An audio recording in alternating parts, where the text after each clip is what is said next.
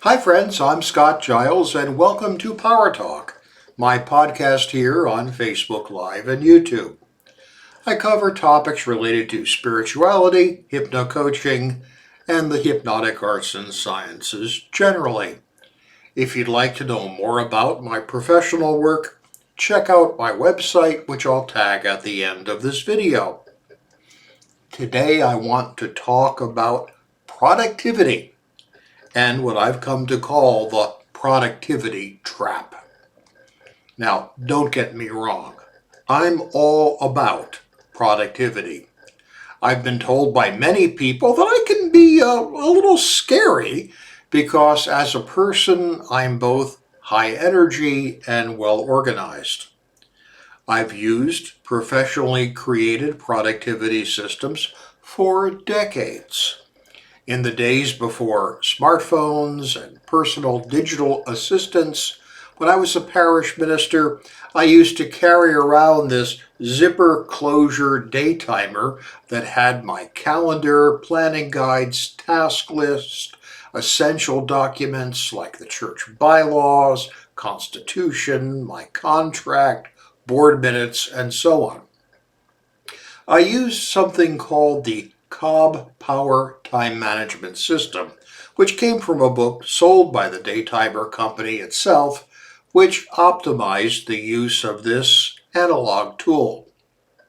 My local colleagues would see this thing I was always carrying around and assume that I was carrying a Bible. And, in a sense, my Daytimer was a book that I was living out of, so that wasn't too far wrong.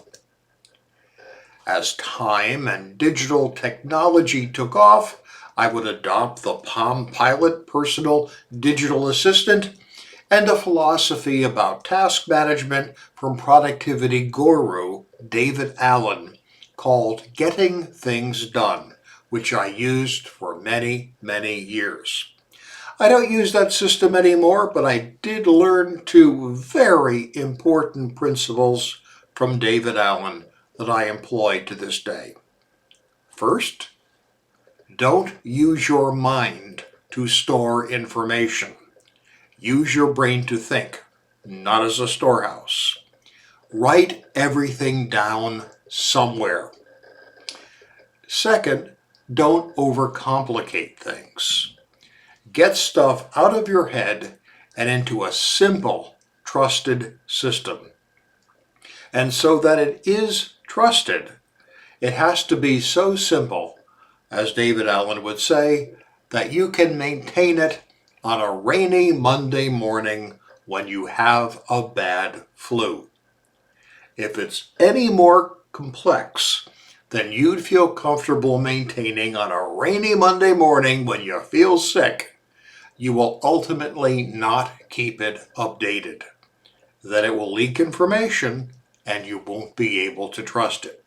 So simple is better. Now these days I use the bullet journal system developed by Ryder Carroll, which is a merging of task management and day-to-day mindfulness, which I really enjoy, and I do use some of David Allen's Getting Things Done methodology in my bullet journal. Now, I've kept a journal from the time I was a boy, and having one system that organizes both task management and personal reflection has been very, very helpful.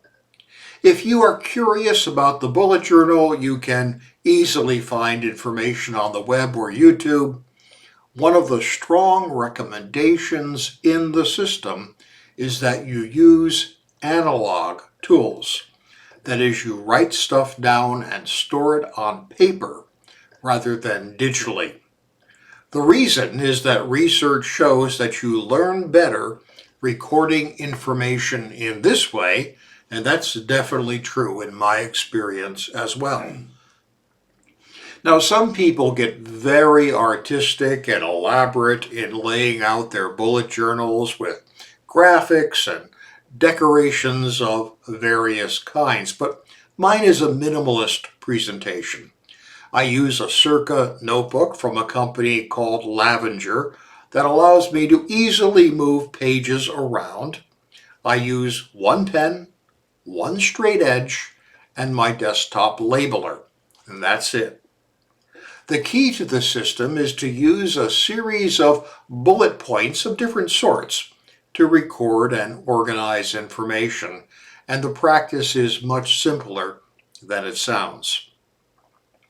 The ancient poet Virgil wrote, "Fugit irreparable temps," or "time flies irretrievably."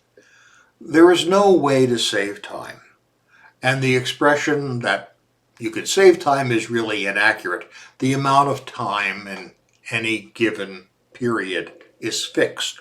You can't store up unused minutes from your day and employ them later when you're rushed. All of us have the same amount of time. The result of this is that we can feel time pressure. The feeling that we should be accomplishing more with the time we do have.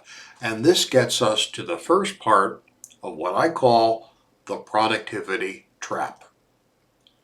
Improved productivity can create more work.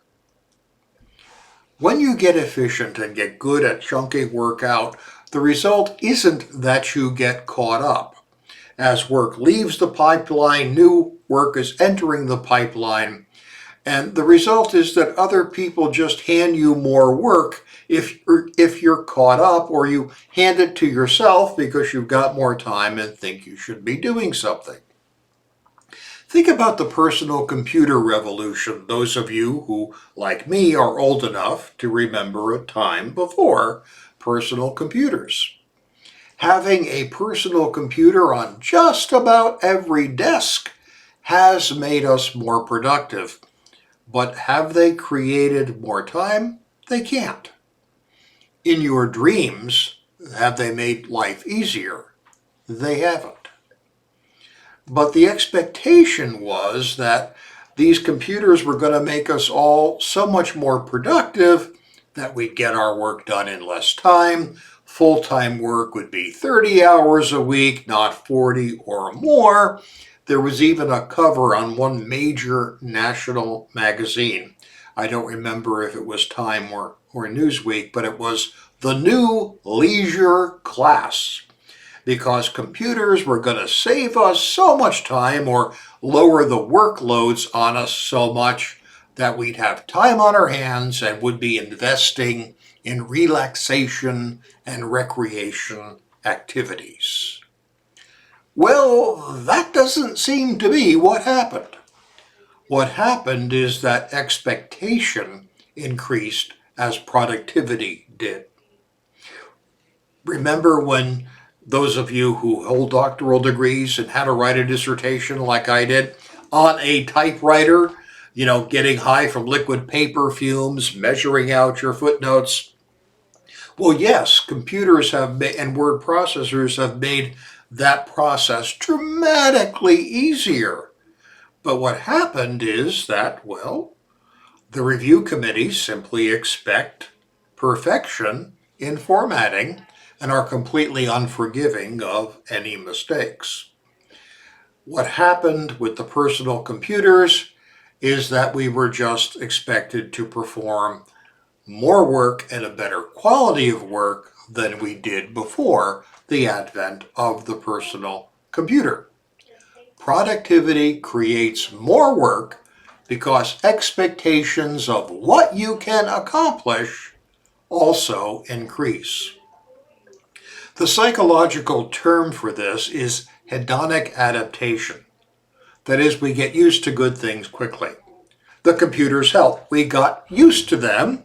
Instead of harvesting the time liberated by the productivity tool, we just ended up taking it for granted and filled it up with even more work. That's the first part of the productivity trap. Not realizing that if you're not careful, you end up doing way more work and spending even more time on work.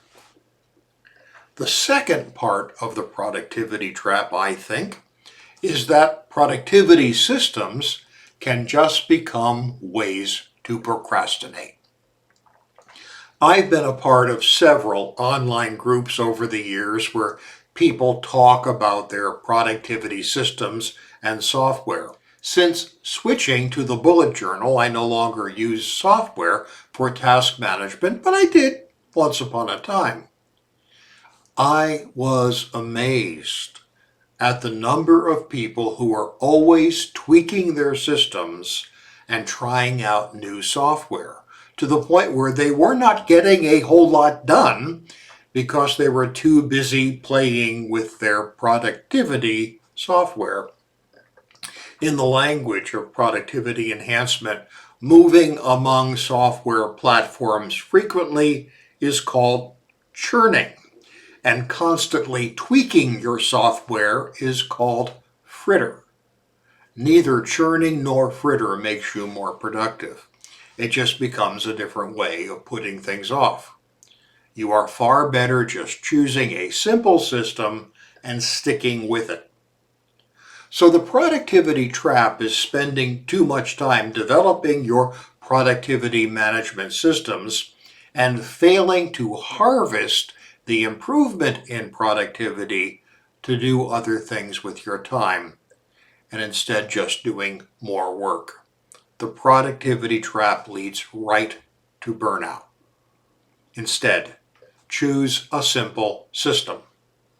Use it faithfully. Don't keep playing around with it. And when you do become more productive, don't invest the extra time in doing even more work. Chill. Enjoy your life. The productivity trap is when you use productivity systems not to do your work better, but to do way more work than you should be doing. Hey, thank you for your time and attention today. I'll be back next week with another talk on a different subject, and I'd like to invite you to join me. It does help me if you share my videos and let others know about them, so please like, share, and subscribe.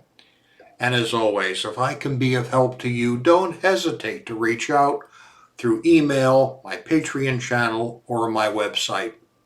Stay well and stay safe.